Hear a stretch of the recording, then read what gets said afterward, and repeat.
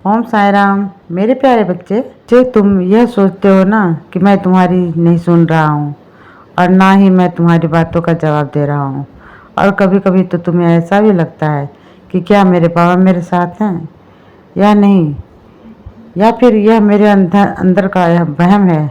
तो बच्चे, मैं तुम्हें सुन भी रहा हूँ और देख भी रहा हूँ और तुम्हारे जीवन हर भी पर ही कार्य कर रहा हूँ।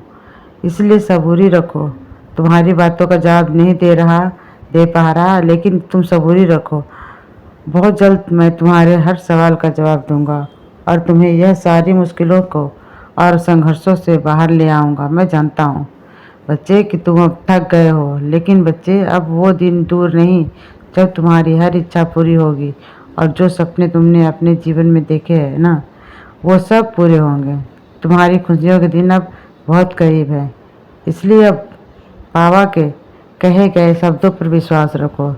तुमने किन चीज़ों के लिए कितना इंतज़ार किया है, यह तुमसे बेहतर और कोई नहीं जानता। इसलिए बच्चे, अब तुम्हें तुम्हारी सारी परिश्रम का फल मिलने वाला है। एक एक पल तुमने अपने जीवन में कैसे गुजारा है, सब देखा है मैंने। इसलिए निराश मत हो, मैं तुम्हें वह सब कुछ दूंगा।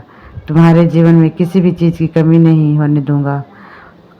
सच्चाई की राह पर दुख सहने पड़ते हैं, यह तुम भी जानते हो। इसलिए जीत तुम्हारी निश्चित ही होगी। बस अपना धैर्य कभी मत खोना।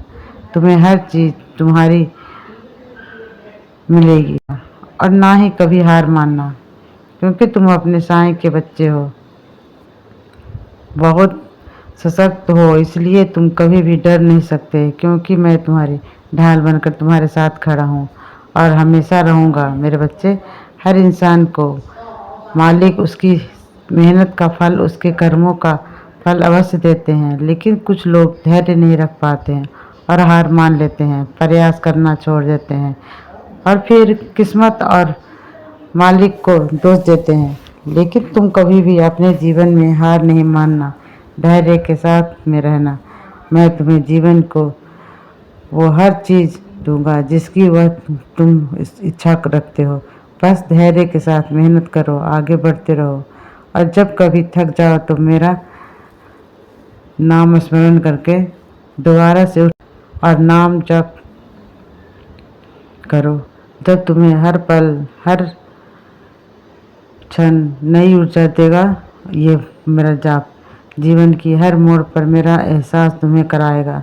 इसलिए हर स्थिति में मेरा नाम जाप करो। अपने क्रोध पर नियंत्रण रखो। लोगों के सुख में भले ही तुम न जाओ, लेकिन दुख में जाकर जरूर जाना, क्योंकि दुखी व्यक्ति को सुन लेने मात्र से ही उसका दुख कम हो जाता है और कम होने लगता है।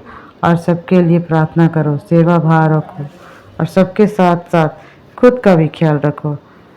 सबसे पहले खुद को खुश रखो, तभी तुम दूसरों को भी खुश रख पाओगे। और मैं जानता हूँ कि बच्चे, तुम्हारा कोई अपना है जिसके लिए तुम परेशान बहुत हो। उसे मेरी उदी का सेवन कराओ, उसके लिए मेरे कष्ट निवारण मंत्र का पाठ करो, सब ठीक हो जाएगा। तुम जानते हो ना कि मैं तुम्हारे साथ हूँ और मैं तुम्हारे जीवन में कोई भी परेशानी नहीं आने दूंगा। इसलिए सबूरी रखो, मैं सब संभाल रहा हूँ, सब कुछ ठीक भी कर दूंगा। बस तुम अपना दृढ़ विश्वास मुझ पर हमेशा बनाए रखना और किसी भी परेशानी को देखकर विचलित मत हो जाना। मैं हूँ ना, मेरे होते हुए अपने भविष्य की चिंता मत करो, बस पूर्ण विश्वास रखो। मैं हूँ ना, और मैं ही वह सब दूंगा जो तुम चाहते हो और तुम्हारी झोली खुशियों से भर दूंगा और तुम्हारे जीवन में सारे दुखों को मैं अपने साथ ले जा रहा हूँ। विश्वास रखो, अब तुम्हारे सारे सपने पूरे होंगे। बस हर पल नाम जाप करो और कभी भी घर से बाहर जाओ तो मेरी उदी का अपने हाथ साथ लेकर जाओ। कोई तुम्हारा बाल भी नहीं बांका कर सकता, क्योंकि मैं हर पल तुम्हारी। इसलिए सब कुछ मुझ पर छोड़ दो और निश्चिंत होकर खुशहाल जीवन जियो। सदा खुश रहो और हमेशा मुस्कुराते रहो। मेरा आशीर्वाद तुम पर और तुम्हारे पूरे परिवार पर है। इसलिए खुश रहो और मुस्कुराते रहो। ओम साई राम।